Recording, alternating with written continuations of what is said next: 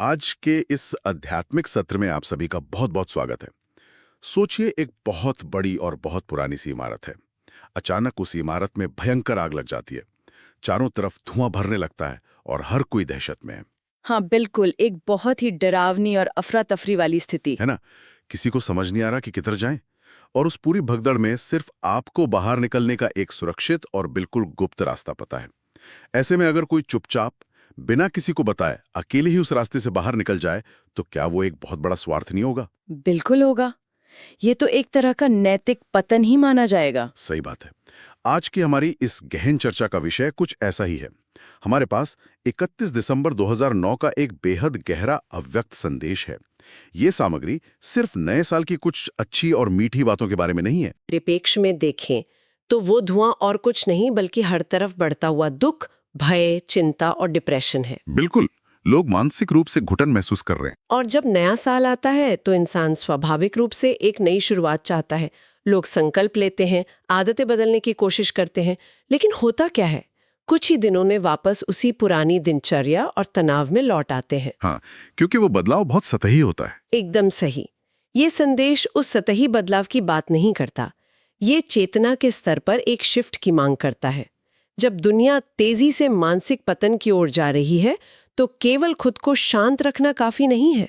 हमारे पास जो आध्यात्मिक समझ है वो इस समय का सबसे बड़ा समाधान है। और मुझे लगता है कि यहीं से नए साल के उपहारों का पूरा विचार ही बदल जाता है।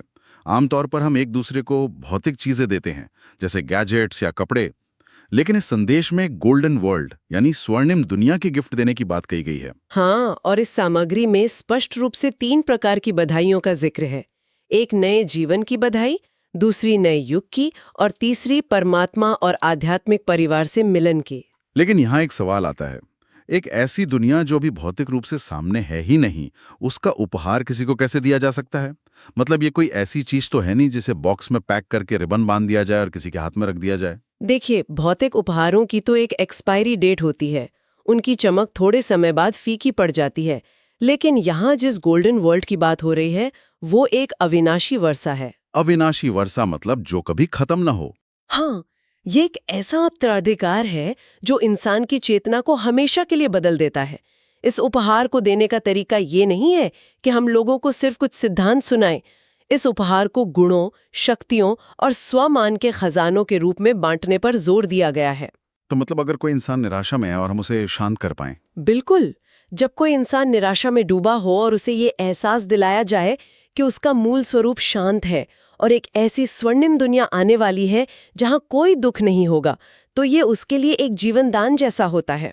अच्छा, संदेश में से बांटने को लेकर एक बहुत ही सख्त चेतावनी जैसी बात भी है।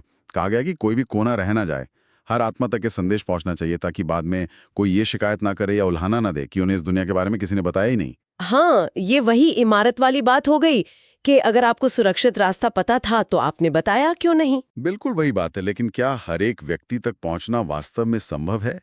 इसके लिए बाकायदा योजना या प्लान बनाने पर इतना जोर क्यों दिया गया है? क्या ये किसी आध्यात्मिक प्रचार का तरीका नहीं लग रहा? नहीं नहीं, ये प्रचार बिल्कुल नहीं है, बल्कि ये रहमदिल या करुणापूर्ण होने की निशानी है।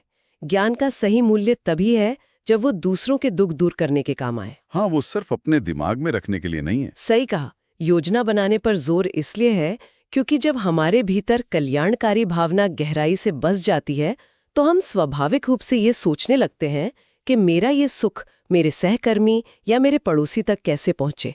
अगर हम प्लान नहीं बनाएंगे तो हम अपनी ही छोटी सी दुनिया में सिमट कर रह जाएंगे। तो कोई कोना न रह जाएगा मतलब पूरी दुनिया घूमना नहीं है। बिल्कुल नहीं। इसका मतलब है कि हमारी दृष्टि इतनी विशाल हो कि हमारे संपर्क में आने वाला कोई भी इंसान हमारी सकारात्मक ऊर्जा और इस संदेश से अछूता न रहे। लेकिन ये सकारात्मक ऊर्जा हम दूसरों को तभी दे सकते हैं जब वो हमारे खुद के भीतर हो। अगर कोई इंसान अंदर से खुद ही डरा हुआ या तनाव में है और वो दूसरों को गोल्डन वर्ल्ड की बात बताए तो वो बहुत ही खोखला लगेगा। एकदम सही। और शायद यहीं पर यह संदेश एक बहुत ही बुनियादी समस्या को सामने लाता है। हाँ, इसमें जिक्र है लक्ष्य और लक्षण की समानता का, और एक बहुत ही दिलचस्प शब्द का इस्तेमाल किया गया है, आधा कल्प। कहा गया है कि जैसे आधा कल्प यानी एक बहुत लंबे समय तक देह अभिमान बहुत नेचुरल रहा है, वैसे ही अब देही अभिमान को स्वाभाविक बनाना है। देखिए, आधा कल्प का मतलब है हजारों सालों की कंडीशनिंग। इंसान पीढ़ियों से ये मानता आ रहा है कि मैं ये शरीर हूँ, ये मेरा पद है या ये मेरी संपत्ति है। हाँ, मतलब ये आदत इतनी पक्की है कि किसी को याद नहीं दिलाना पड़ता कि वो फला कंपनी का मैनेजर है। बिल्कुल। ये देह अभिमान इतना गहरा है कि इसके लिए हमें कोई मेहनत नहीं करनी पड़ती, वो हमारी सांसों में बसा है। तो संदेश का लक्ष्य ये है कि मैं एक शुद्ध और शांत आत्मा हूँ, ये विचार भी उतना ही नेचुरल हो जाए। तभी चेहरे से वो दिव्यता झलकेगी। हाँ, इसमें ब्रह्मा बाबा का उदाहरण भी दिया गया है। उन्होंने इतने बड़े यज्ञ और हजारों लोगों की जिम्मेदारी संभालते हुए भी खुद को सिर्फ एक करनाहार या माध्यम माना। यह सुनना बहुत सुकून देता है कि खुद को सिर्फ माध्यम मान लो। लेकिन एक आम इंसान की जिंदगी देखें, जो ट्रैफिक से जूझ रहा है, बॉस की डेडलाइन झेल रहा है, उसके लिए ये कहना आसान है, पर तनाव उसे ही महसूस होता है। हाँ, लोग कहते हैं ना कि चाहते तो हैं लेकिन हो नहीं पाता। बिल्कुल, इसी लेकिन शब्द को खत्म करने की बात है। अगर हम इसे एक नाटक के नजरिए से देखें, एक अभिनेता है जिसका काम सिर्फ रोल निभाना है, लेकिन अगर वो ये सोचने लगे कि बॉक्स ऑफिस कलेक्शन भी उसी के हाथ में है, तो वो अपना अभिनय भी खराब कर लेगा। क्या ये वही स्थिति है? ये एकदम सटीक तुलना है। अभिनेता का काम है डायरेक्टर के विजन को पर्दे पर उतारना। जब अभिनेता खुद को डायरेक्टर मान बैठता है, तभी सारी घबराहट शुरू होती है। मतलब सारा बोझ इस बात का है कि मैं कर रहा हूं। सही कहा। ये जिम्मेदारी का बोझ दरअसल हमारे भीतर छिपे कर्तापन से पैदा होता है। जब तक इंसान सोचता है कि मेरे बिना ये घर नहीं चल सकता या मेरी वजह से कंपनी चल रही है, तब तक वो थकान महसूस करेगा। ब्रह्मा बाबा का उदाहरण यहाँ बहुत फिट बैठता है। हाँ, उनके पास भी बहुत बड़ी जिम्मेदारियां थीं, लेकिन उनका स्पष्ट मानना था कि मुख्य कार्य करावनहार यानी शिव बाबा कर रहे हैं। जब हम खुद को एक ट्रस्टी मान लेते हैं तो हम काम पूरी लगन से करते हैं, लेकिन परिणाम के तनाव से मुक्त रहते हैं।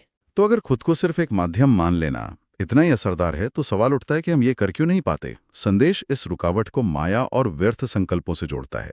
इसमें माया कहती है कि मेरे जाने का समय आ गया है, लेकिन बच्चे ही मेरा आह्वान करते हैं। हाँ, मतलब मुसीबतें खुद हमारे पास नहीं आ रही, हम उन्हें अपने विचारों से बुला रहे हैं। अगर हम इसे मनोविज्ञान की भाषा में समझें तो व्यर्थ संकल्प हमारे दिमाग में खुले हुए उन बैकग्राउंड ऐप्स की तरह हैं जो फोन की बैटरी चूसते रहते हैं। हाँ, ये बहुत अच्छा उदाहरण है ना? हम बैठे वर्तमान में हैं, लेकिन सोच रहे हैं कि 5 साल पहले किसी ने क्या बुरा किया या आगे क्या होगा। ये सोचना कोई सकारात्मक काम नहीं कर रहा, बल्कि हमारी आध्यात्मिक ऊर्जा को पूरी तरह खत्म कर रहा है। मतलब माया कोई बाहर बैठा राक्षस नहीं है, बल्कि हमारे अपने ही कमजोर विचार हैं। बिल्कुल। जब हम व्यर्थ सोचते हैं तो हम खुद थकावट को निमंत्रण दे रहे होते हैं, और इस सामग्री में समय की जो पुकार है, उसके अनुसार ये व्यर्थ संकल्प अब सिर्फ बुरी आदत नहीं, बल्कि एक बहुत बड़ा खतरा है। हाँ, संदेश में एक गंभीर चेतावनी है कि दुनिया की हालत तेजी से बिगड़ रही है और जो भी होगा वो अचानक होगा। और उस अचानक वाली स्थिति का सामना करने के लिए एक बहुत ही खास होमवर्क दिया गया है। दिन में 24 बार 10-10 मिनट के लिए रोककर आध्यात्मिक स्थिति का अभ्यास करना। हाँ, हालांकि कुछ छूट भी दी गई है कि अगर 10 मिनट मुश्किल लगे तो 5, 7 या 8 मिनट भी कर सकते हैं। लेकिन जो इंसान किसी कॉर्पोरेट ऑफिस में बैठा है, उसके लिए 24 बार इस तरह का ब्रेक लेना लगभग असंभव सा लगता है। ये पाबंदी इतनी सख्त क्यों है? देखिए, 24 बार का मतलब है हर घंटे अपने मन की स्थिति को चेक करना। ये कोई ऐसा अभ्यास नहीं है जिसके लिए आंखें बंद करके शांत कमरे में बैठना पड़े। आप मीटिंग में हैं या काम कर रहे हैं, उसी दौरान 1 मिनट के लिए याद करना कि मैं एक शांत आत्मा हूँ। इसे एक इमरजेंसी ड्रिल की तरह समझिए। अच्छा, जैसे बिल्डिंग में फायर ड्रिल होती है? बिल्कुल। वो ड्रिल इसलिए नहीं होती कि उस समय आग लगी है, वो मसल मेमोरी बनाने के लिए होती है। जब असल में अचानक कोई बड़ा संकट आएगा, तब आपके पास ध्यान लगाने का समय नहीं होगा। उस वक्त जो आपका नेचुरल स्वभाव बन चुका होगा, वही बाहर आएगा। ये बहुत महत्वपूर्ण बात है कि अभ्यास उस समय नहीं किया जा सकता जब संकट सामने खड़ा हो। उस समय तो हमें औरों को किरणें देनी है। एकदम सही। अचानक आने वाली परिस्थितियों में आपको खुद तो अचल रहना ही है, साथ ही दहशत में आए विश्व को शांति की वाइब्रेशंस भी देनी है। अगर बहुत काल से अभ्यास नहीं किया है तो उस समय हम खुद भी घबरा जाएंगे। मतलब ये 24 बार का होमवर्क हमारी चेतना को सुरक्षित धरातल पर लाने का एक वैज्ञानिक तरीका है। बिल्कुल। जब आप बार बार खुद को याद दिलाते हैं तो वो आपकी स्थायी प्रकृति बन जाती है। लेकिन जब चारों तरफ अफरा तफरी हो, उस वक्त अपनी शांत स्थिति बनाए रखने के लिए एक अचूक हथियार का जिक्र किया गया है, स्वमान का खजाना और डबल ताज का वरदान। अमृत वेले में स्वमानों की माला दी गई है। ये स्वमान हमारे सांसारिक अहंकार से कैसे अलग हैं? सांसारिक अहंकार हमेशा बाहरी चीजों पर टिका होता है, जैसे पद, डिग्री या बैंक बैलेंस। और क्योंकि ये चीजें कभी भी छिन सकती हैं, इसलिए अहंकार अंदर से डरा हुआ रहता है। उसे खुद को साबित करने की चिंता रहती है। और आध्यात्मिक स्वमान में ये डर नहीं होता? नहीं, बिल्कुल नहीं। आध्यात्मिक स्वमान ये अनुभूति है कि मैं सर्वशक्तिमान की संतान हूँ। इस स्वमान को कोई बाहरी परिस्थिति छीन नहीं सकती। जहाँ ये सच्चा स्वमान होता है, वहाँ देहभान टिक ही नहीं सकता। रोशनी आएगी तो अंधकार को जाना ही पड़ेगा। और इसी रोशनी के साथ जुड़ा है डबल ताज का विचार। एक ताज लाइट यानी पवित्रता का है और दूसरा ताज माइट यानी जिम्मेदारी का है। इन दोनों का एक साथ होना इतना जरूरी क्यों माना गया है? क्योंकि अगर इन्हें अलग अलग दिखे तो नुकसान है। अगर सिर्फ माइट या शक्ति है लेकिन लाइट नहीं है, तो वो शक्ति इंसान को तानाशाह बना देगी। हाँ, उसका अहंकार सब बर्बाद कर देगा। सही कहा। और दूसरी ओर, अगर कोई बहुत पवित्र है, लाइट है, लेकिन उसमें जिम्मेदारी उठाने की माइट नहीं है, तो परिस्थितियां उसे कुचल देंगी। लेकिन जब लाइट और माइट मिलते हैं तो इंसान बिना किसी को चोट पहुंचाए बड़े बड़े कार्य सहजता से कर लेता है। यही सच्ची दिव्यता है। इसी दिव्यता से मुझे एक और बात याद आई। अव्यक्त इशारे में गरमाई और नरमाई के संतुलन की बात है। गरमाई यानी शक्ति और नरमाई यानी स्नेह। इसकी तुलना लोहे को गर्म करके नर्म बनाने और फिर उसे मोल्ड करने से की गई है। ये बहुत ही सुंदर विचार है। लेकिन समाज तो मानता है कि अगर आप नर्म हैं तो लोग कमजोर समझेंगे, और अगर शक्तिशाली हैं तो अहंकारी समझेंगे। दोनों एक साथ कैसे काम करते हैं? ये धारणा इसलिए है क्योंकि हमने सच्ची नम्रता कम देखी है।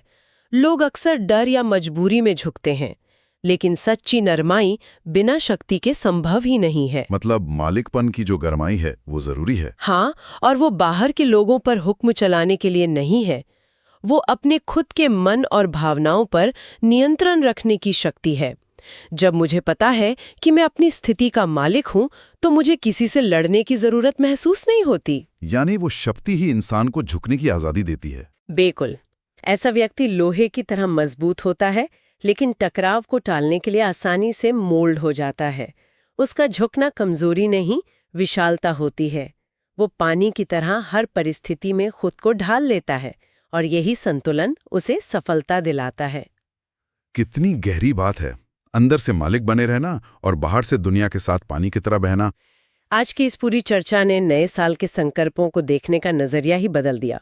हमने समझा कि स्वर्णिम दुनिया का संदेश सबसे बड़ा उपहार है, और खुद को कर्णहार मानकर तनाव खत्म किया जा सकता है। हाँ, और कैसे व्यर्थ संकल्पों को बंद करके हम अचानक आने वाली परिस्थितियों के लिए तैयार हो सकते हैं। बिल्कुल। अब इस गहरी बातचीत को यहीं विराम देने से पहले सुनने वालों के लिए एक विचार छोड़ना चाहते हैं।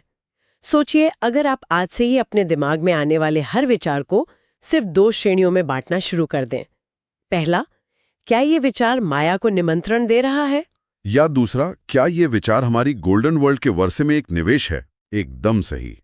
बस ये 2 श्रेणियां अगर हम हर कुछ घंटों में खुद से ये सवाल पूछें, तो सोचिए कि हमारा पूरा दिन कैसे बदल जाएगा। क्या हम उन विचारों पर ऊर्जा बर्बाद करेंगे जो सिर्फ हमें थकाते हैं? इस बात पर जरूर विचार कीजिएगा। बहुत ही शानदार विचार है ये अभ्यास करने के लिए। आप सभी का दिन शुभ हो। आपने हमें सुना, इसके लिए बहुत बहुत धन्यवाद।